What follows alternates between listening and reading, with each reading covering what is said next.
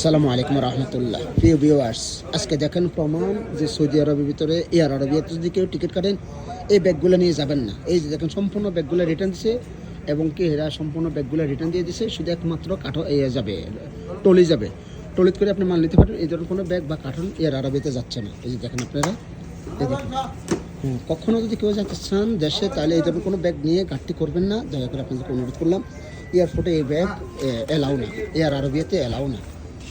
আপনারা মনে রাখবেন কথাটা, এয়ার আরবিয়াতে এই যে দেখেন ব্যাগগুলো কখনও কেউ দেবেন না, কোনো কার্টন করবেন না।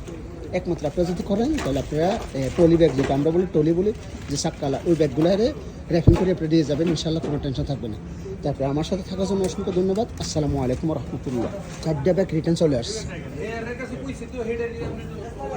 এই ভাই আসসালামু আলাইকুম। 4জন লোকের এই 4টা ঘাটতে দেখেন আপনারা, ঘাট 4টা ঘাট এইভাবে এই যে দেখেন র্যাপিং করছে, তাও কোনো লাভ হয়নি, যেতে দেয়নি।